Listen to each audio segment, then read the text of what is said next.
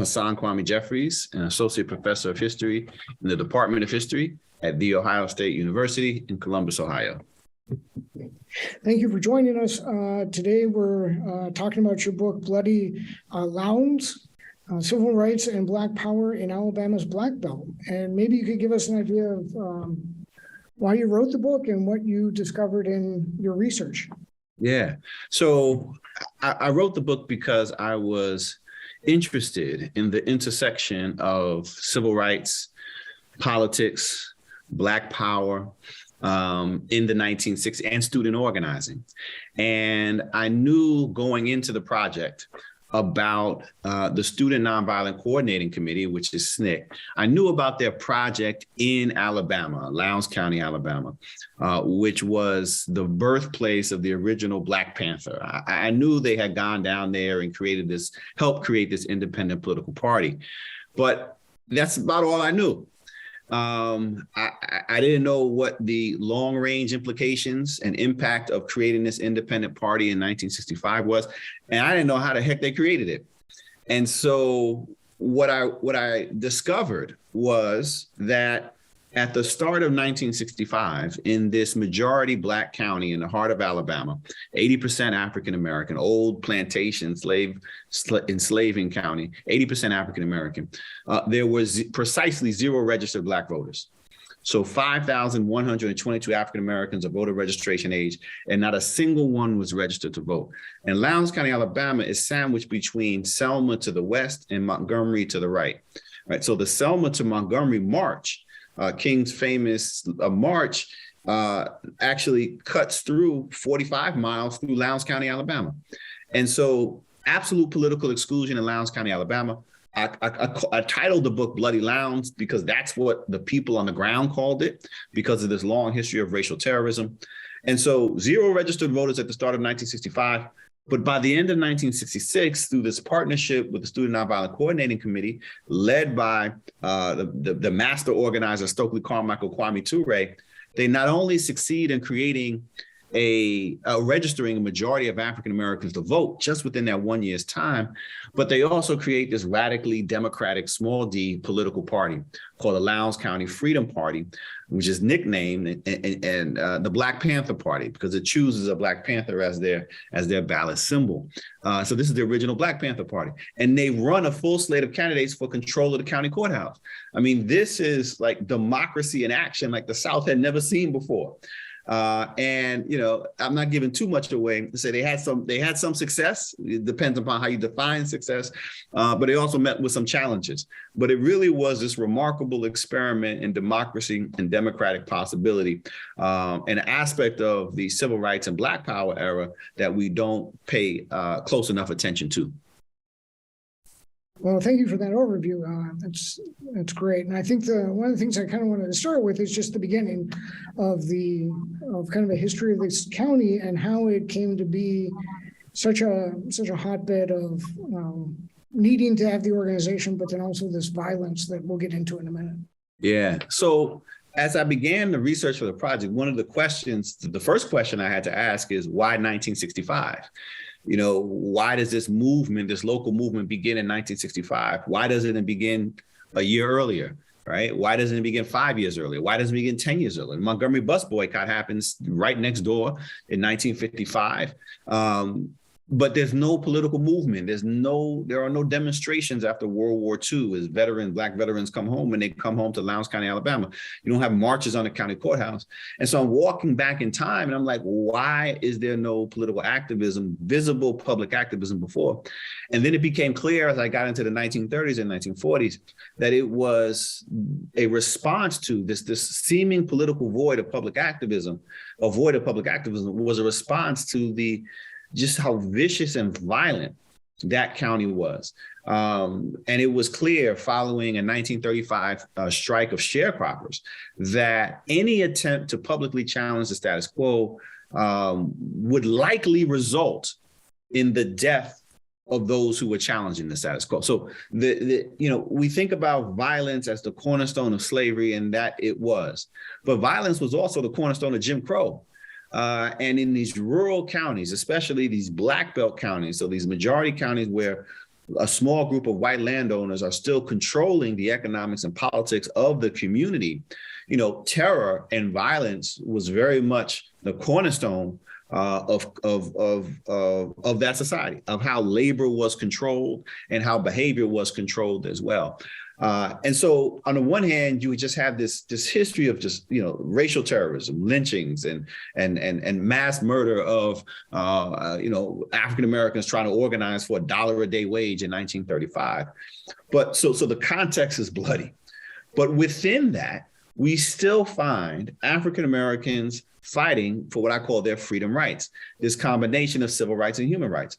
So at the moment of emancipation, going back to the early Reconstruction period, we see, 4,000 African American men trying to successfully registering to vote in 1867, right? I mean, it's 4,000, right? So, and then, 100 years later, it's zero. So it's like, man, how do you go from 4,000 to zero? Well, 1901, Alabama passes a new state constitution for the sole purpose of disenfranchising African Americans. So it's not that African Americans lost political interest. It's that the vote is taken away from them through the literacy test, poll tax, literacy clause, poll tax, and these other mechanisms that are ostensibly colorblind. We're still dealing with that now. They don't mention race, but the purpose was specifically to take the vote away from African Americans. And how do we know this? This isn't speculation. The convention delegates in their discussions and debates are saying the whole reason why we're here is to take the vote away from Black people, right? I mean, they are clear about it. There's no secret. And it's effective because behind it is the use of violence, right? So African Americans understand if they show up at the county courthouse in 1902, right, that they are going to be killed. And even if they could somehow manage to secure the vote, who are they going to vote for?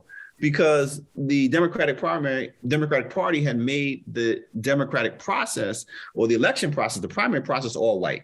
So they had nobody to vote for. And so what African Americans do is rather than just sort of sit on their hands, they divert their energy and resources in other directions. So that's one of the critical things that we have to understand about sort of movement activism and the African American freedom struggle, that African Americans are always making calculations about risks and rewards, right? Like, well, what's the risk of doing this? It's all risky. It's just a matter of degree. And so they say, okay, we don't want to give up a valuable life or a valueless vote. So let's shift our energy to education. Let's shift our energy to economics, right? See if we can get some land, right? Buy some land and create these land co-ops. And we see them doing that. And as a result of that persistence of resistance, right, which is one of the hallmarks of the Black experience, we see as we move through the 20th century into that mid-20th century, that suddenly you have these two small pockets of Black landowners, right? In Lowndes County, Alabama. This is Bloody Lowndes. What do you mean? Black people should be catching hell. Yeah, well, they were.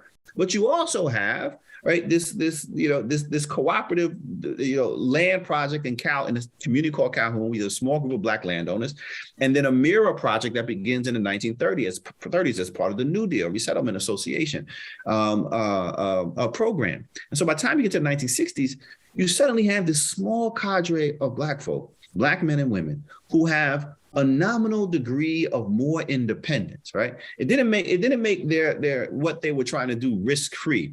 In fact, the fact that you owned land and were not dependent wholly on white people made you put more of a target on your back in many instances. But they had a little bit more breathing room. They could take a few more risks. It's not that they wouldn't, again, you were still risking everything, but they had a little bit more space. And just that extra amount of breathing room, as one of the lead organizers of the movement down there, a local person by the name of John Hewlett told me, because I was trying to figure out, well, what was the difference between 1965 and 1955, right? And he said, well, we had a little bit more breathing room. And I said, what does that mean? I said, it was still dangerous. He said, yeah, but we knew that if we showed up at the county courthouse in 1965, that they wouldn't kill us that night. They'd at least give us a couple of days. And I'm like, well, I don't really see the big difference in that, right? But it was a big enough difference to really build something, because other people saw that, you know what, if we try this, we won't get killed immediately. And you think, man, that's mind blowing, right? But that's what the stakes were. And it was just enough room. If there was a critical mistake by white segregationists and white supremacists in Alabama and Lowndes County, is it did not move quickly enough and violently enough against African Americans. They still will resort to violence. There's still shootings, the killing of Jonathan Daniels, the SNCC organizers. But by the time you get that sort of backlash, right, that attempt to use violence to control the movement is not enough to keep African Americans from organizing. Well, and in our group, we've talked about Mr. Bowling quite a bit, and he was murdered in this county. So that's what we're talking about. And he was only murdered because he had too much money for a Black person. NAACP investigation says, Elmore Bowling was lynched, was murdered because he was too prosperous a Negro, right? An independent entrepreneur who only a few years of education, but was able to start a truck hauling business and had a shop and a little juke joint and the like. But he was competing for business from, a local white against a local white merchant who killed him. We just killed him in cold blood. Right. And so this is the 1940s. So this ain't the turn of the century. Right. We're full mid-century post-World War II. And it just spoke to the kind of violence. And then there's other actions, other examples of state violence, right, where the police are engaged and county deputies are engaged in this kind of. So African Americans, that's the context. Right. And so when we think about, sometimes we think about the civil rights movement as being one thing, right? Like African Americans across the South and the nation begin to move as one in unison at one time. And what we're really talking about are a series of local movements, right? It's like a solar system, right? It's like the stars in the sky. Each are burning. You can, if we look up at the night sky, it's hard to do in Columbus, hard to do in Cleveland. But if you look up at the night sky, right? There's stars that cover every inch of it, but they're burning with different intensity. And those stars kind of represent, if you will, sort of different local Black communities, right? And the different intensity is when they are engaging in public activism and public organizing, and that it becomes more visible. And so, there was always something going on in Lowndes County, as there's always something going on in all Black communities. But it intensifies, it burns more brightly in that mid-1960s period, and eventually giving rise, and so that it becomes visible, right? It becomes public and it becomes visible. And then the constellation, if you think about continuous analogy, like the link to other local movements, right? How, the constellation of stars, right, becomes, the SNCC organizers, the NAACP activists, these committed sort of professional organizers, if you will, are the ones who bridge communities, right? So Stokely Carmichael and SNCC will come in and they'll link them to Mississippi. They'll link them, to other places in Alabama. And that's how we get sort of a sense of a one movement, but it's really a series of local movements in different places.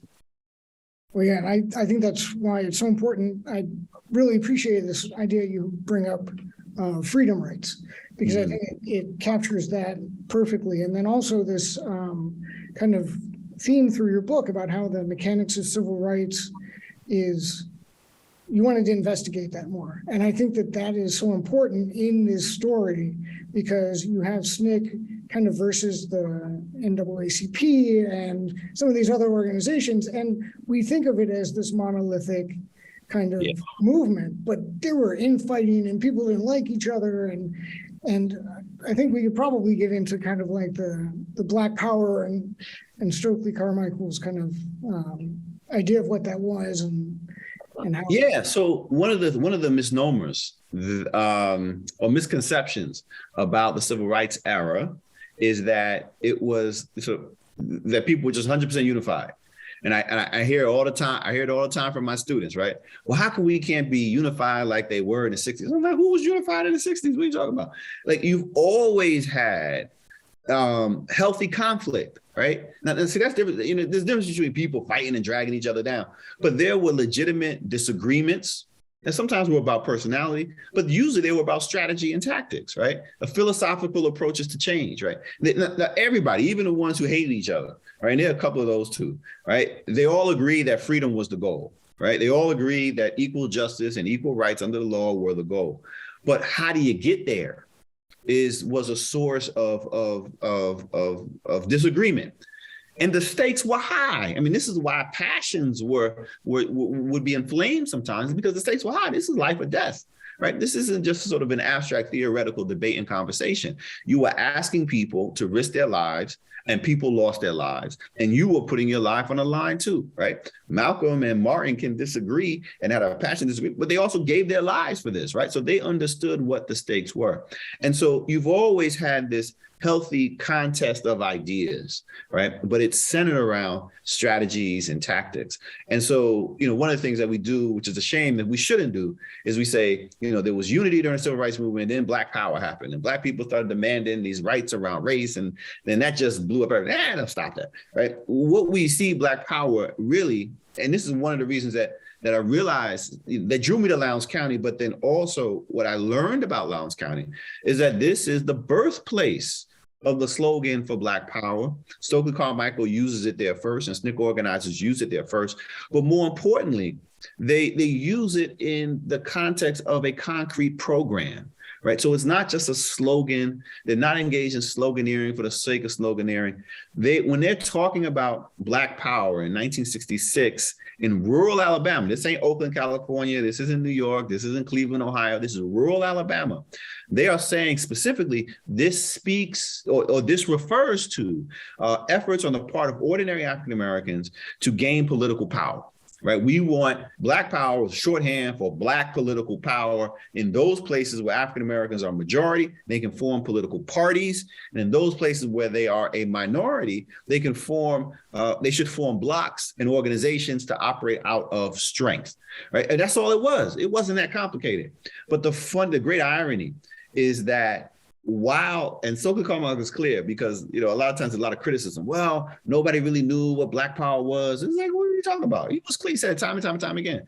In fact, the earliest reports, news articles that cover, Black power coming out of James Meredith March in Alabama, they're like, they're talking about this Black power, which is new slogan, and they're saying that it's about political organizing and political power, right? So yeah, pretty clear.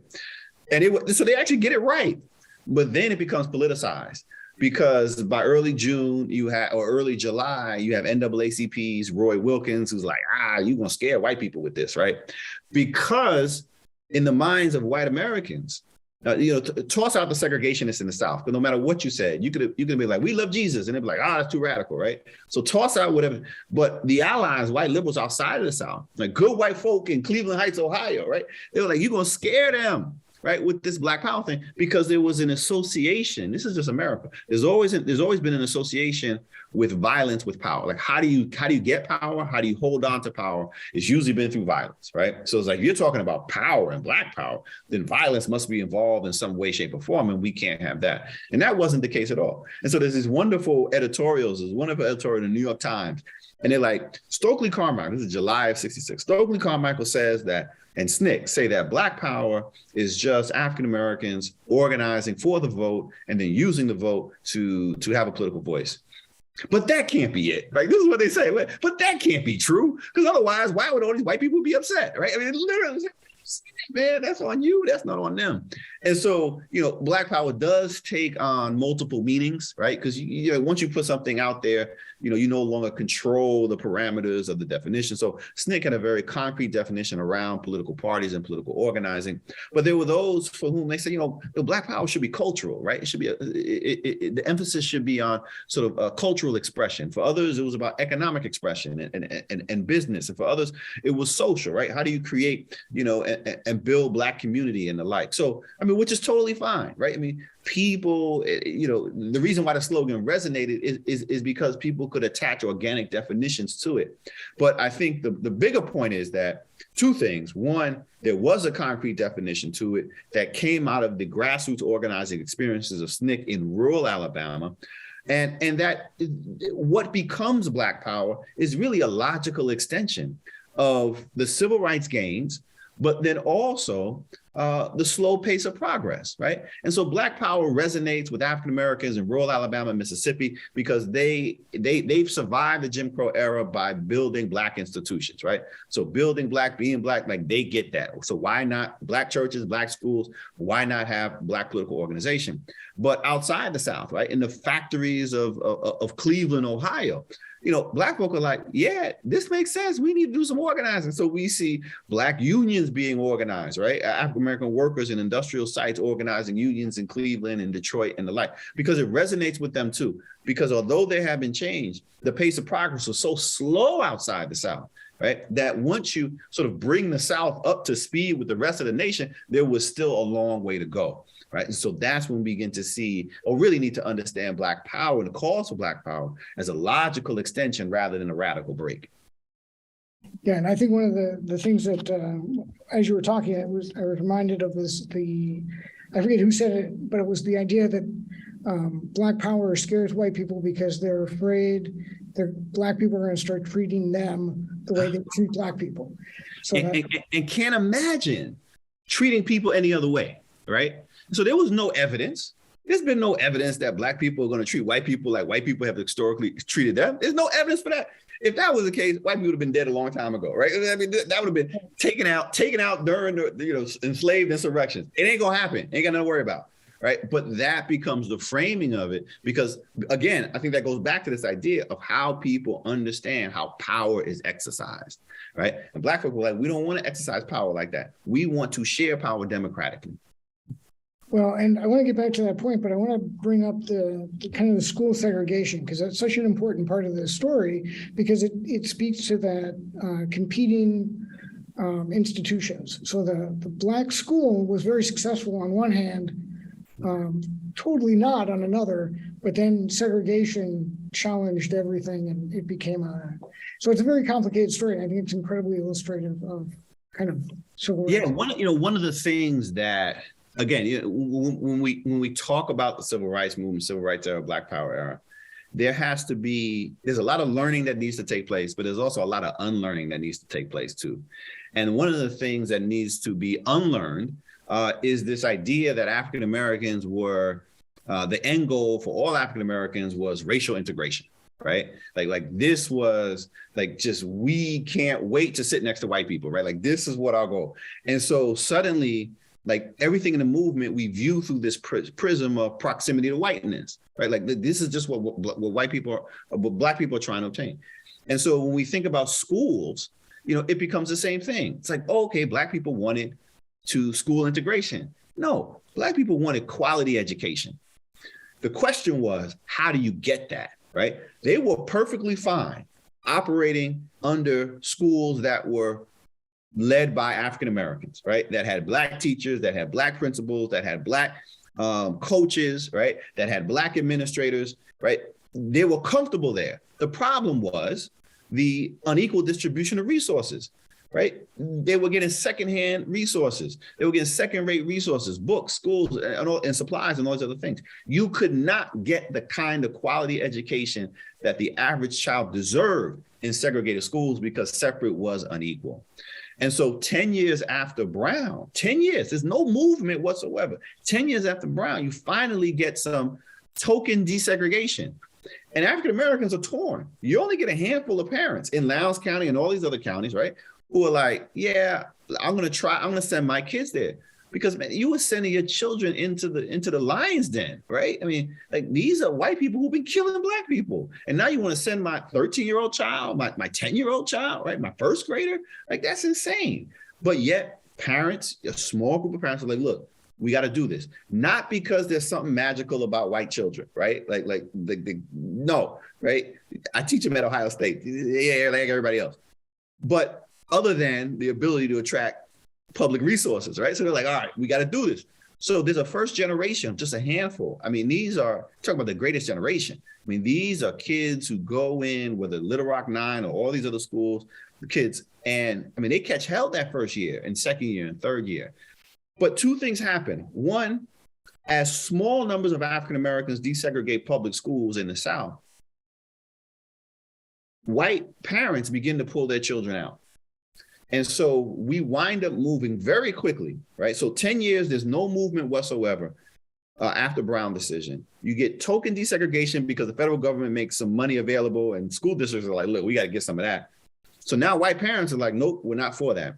So within 5 years, we wind up moving from a dual education system within the public education system that was black and white, segregated and unequal, to a new dual education system that was white and black, but that was private and public. So this period marks, and we don't talk about this enough, this period marks the beginning of private white academies, right? We've seen a couple of military academies dotted throughout the South, but a whole network of private white academies, segregation in schools. And again, they're not afraid to say why they're being created. They're like, look, we're creating these schools because we don't want black kids to go to our schools, right? So if they got to come to public school, then we create our own school. So they create these private white academies. By the mid to late 1970s, these private white academies, segregation in schools, that's what they were calling them themselves, segregation in schools. They're chasing public dollars as well. That's also critically important, right? So, you know, the state and the courts are like, look, you can't create a private school, segregate or exclude, because they're not letting black people in, and then try to use public dollars, right? Because that don't work, right? So there's a rebranding that takes place in the 1970s. And these private white academies rebrand as Christian academies, right? And so now we had these Christian academies dotted throughout the South and begin to expand, right? We got them right here in Columbus, Ohio, and all these other places. These were extensions of these segregationist white academies, right? Private white schools. And they too continue to try to figure out ways to get public dollars, tax dollars to go to schools that were excluding African Americans.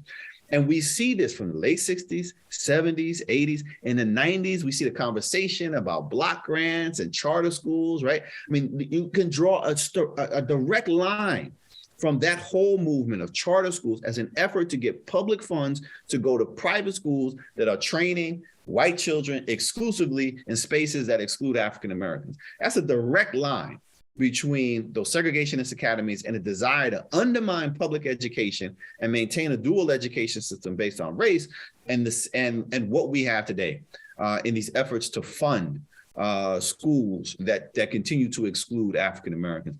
Now, in Ohio, they did something funky, right? Because in Ohio, you know, they said, well, you know, it becomes more about profit, right? Because there's a business angle to it, right? Of profiting off of creating charter schools in underperforming black neighborhoods, right? Underperforming inner city neighborhoods. So Ohio is a little bit unique because the business side of it trumped funding or getting dollars into private white schools explicitly or most explicitly.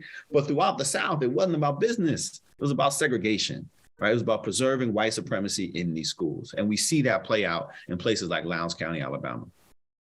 Right. And I remember during the Reagan years, we can talk about him later, but the whole idea of like funding religious schools and the whole thing, that was part of his kind of agenda.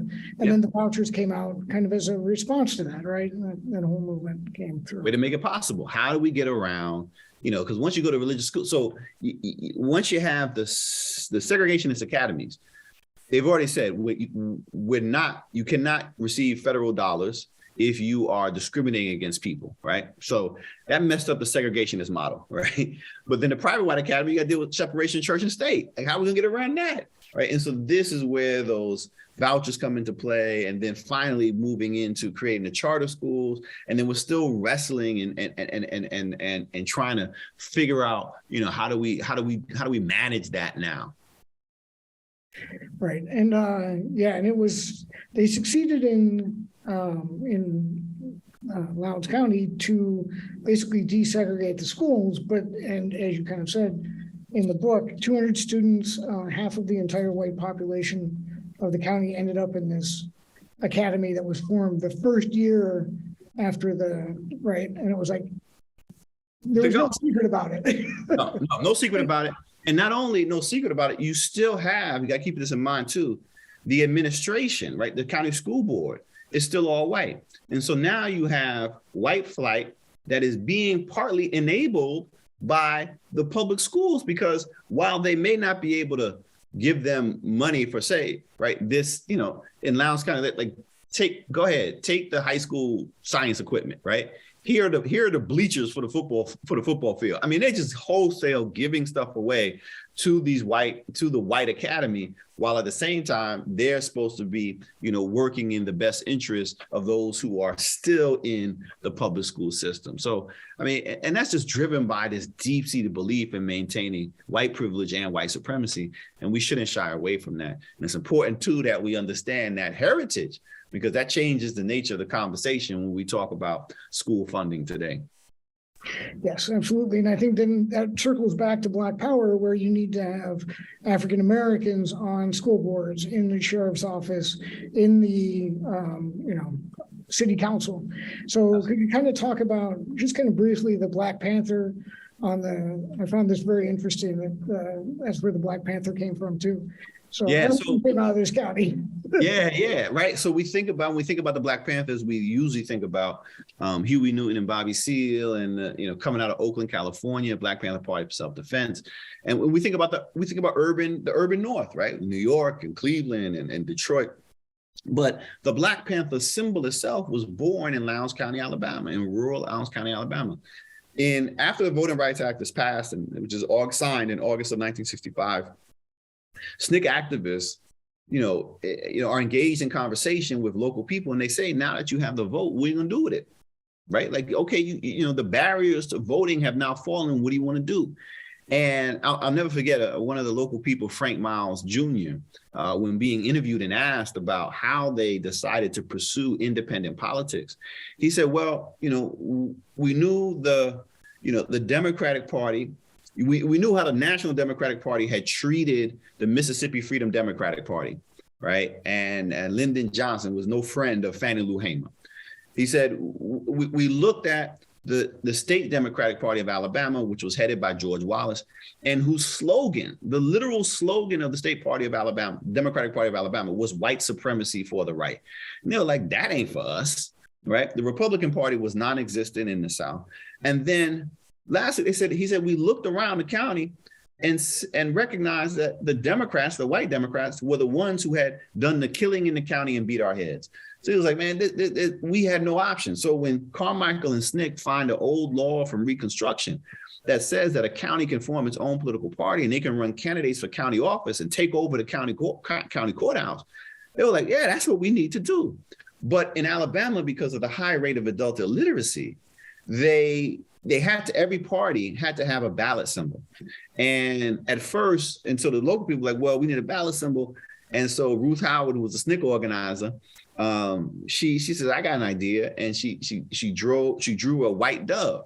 And she was like, here, there's this white dove. And they were like, Sister Ruth, man, they're killing us down here, right? We're fighting for our lives. This isn't about peace and tranquility, right? Yeah, you got to do something a little better than that.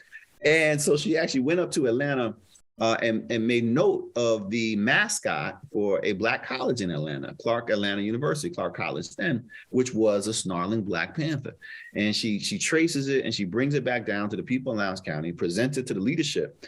And she's like, well, what do you think about this? And they're like, yeah, that's it. But here's the thing. This was a rural county, right? This isn't random. This is a rural county to which Panthers were indigenous.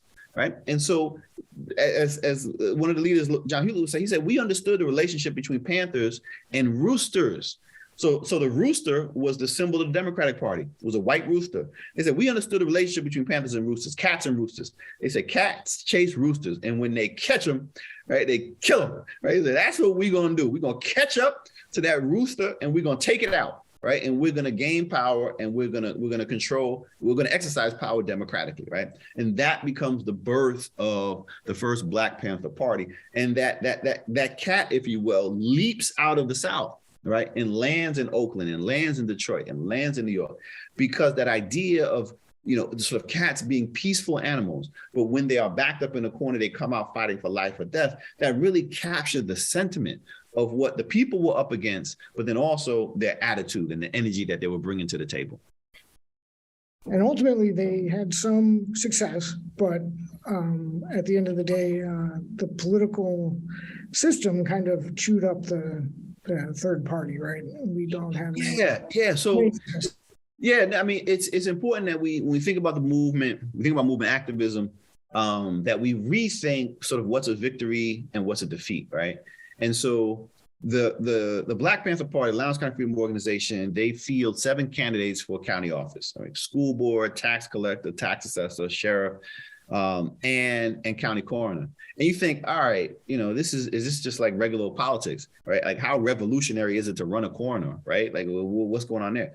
But it really is, because the coroner decided whether or not a homicide had been committed, right? I mean, so and Black folk for generations could never get justice because the coroner would never rule a murder a homicide, would never rule a homicide a homicide. So, I mean, these were really, this was a revolutionary attempt, right, to gain control of power. And the fact that you have people who run. Now, the other thing is, the people who run for these offices, these are ordinary folk, right?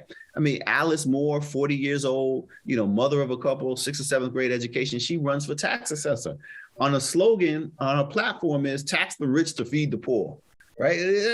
To me, like, we can't even get Joe Biden to say tax the rich to feed the poor, right? Like, so this was truly radical. This was truly revolutionary in what they were doing. Now, that first election, they are unsuccessful, right? So they're unable to win office. Any of them. I mean, there's some fraud, chicanery. They still, have to develop their political infrastructure a little bit better. And so sometimes we think about that and it's like, oh, it wasn't worth it, right? It's like, it was a defeat, it was a loss. But, they said it was a victory just to get the Panther on the ballot, right? The fact that, we couldn't even vote a year ago, and now we have our own political party, like that itself, right? That political transformation, not just of individuals, but of a whole community, like that is phenomenal. And that in itself is a victory. Now, they would go on, right? It's hard to sustain movement over long periods of time. The third party would merge into a broader statewide party, and then it would move into sort of democratic politics. Now, within that, right, there would be some losses as well. And in a way, by the time you get to the early 1980s, you see that an African American is more fully incorporated into the two-party system, that unfortunately traditional American politics, right, which was about previous political experience and wealth and whiteness to a certain extent, wins out over the new kind of democratic politics, right? Because that kind of politics is hard to sustain. And there's a lot of forces at work that don't want to keep that kind of small d democratic politics going. And we see that right now with the massive effort to suppress the vote in places like Florida and Alabama, and even here in Ohio, to make it more difficult for more people to vote. So there's constantly been forces at work trying to limit democratic expansion. And in Lowndes County, we saw that play out. Well, yeah, and that story of kind of how, civil rights achieves the vote, and then through the 80s, 90s, and today, we're kind of the apathy takes over, and kind of the uselessness of it all, and this narrative that's bigger than just African American voting rights, but affects it so profoundly.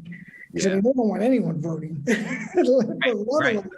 Black and people of color.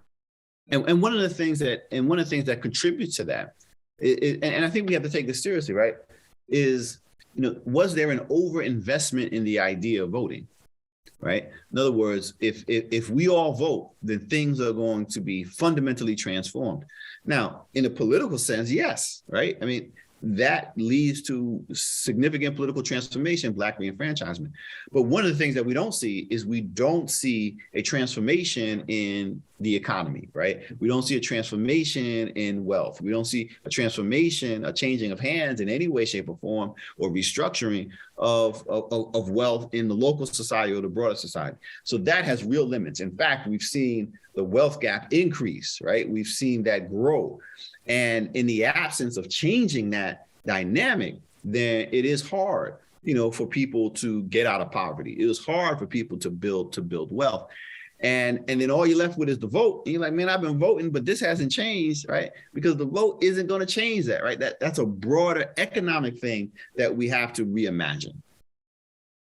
Yeah, I think of, in the analogy of the panther and the rooster, the cat and the chicken or whatever, white supremacy is the anthill under it all. Yeah. And you can't collect all those ants. Right. Exactly. You can't. Well, I think Stomp them out. Gotta stop them out. I gotta get the queen. You gotta get the queen. You gotta get the queen. Well, thank you for this. Is there anything you'd want to leave us with if you had a kind of final word on the subject? Yeah, I would say one of the big lessons that I took away from this research project is the resilience of ordinary people. It was that a reminder how important it is to take seriously ordinary people, in this instance African Americans, take them seriously as political thinkers, right? Because they were forging a new democratic path, going against traditional American politics. And these were sharecroppers, these were tenant farmers, these were small landowners, domestic workers, right? Average education was 4th, 5th, 6th grade. And yet they had the foresight, they had the ability, they had the thinking prowess in order to create this. So that's the one thing, right? We listen to ordinary people, we'd all do a little bit better. And then the other thing is there's still a lot of change that needs to occur, right? Like the democracy isn't guaranteed. But one of the hopeful things that I took away from the project, and hopefully I captured in the book, is there's always people who have been willing to fight, right? There's always people who have been willing to go against the odds, who have been willing to sacrifice at great risk to themselves and their family to fight for us, right? And us broadly defined, not just Black folk, but for people who are living here to be able to live full lives as their authentic selves, to enjoy their full civil rights and human rights. So there's always willing people to fight. There's always people who are willing to fight. And we just got to find them, right? And so if you have that commitment if you have that urge to make this place a more perfect union and more democratic, then you will not fight alone, right? Because there's always folk, and there's certainly always been folk in the Black community who have been willing to fight alongside you. So to me, I see the hope in that, right? And I think we need a little bit of hope, particularly around struggling and organizing as we move into the years ahead.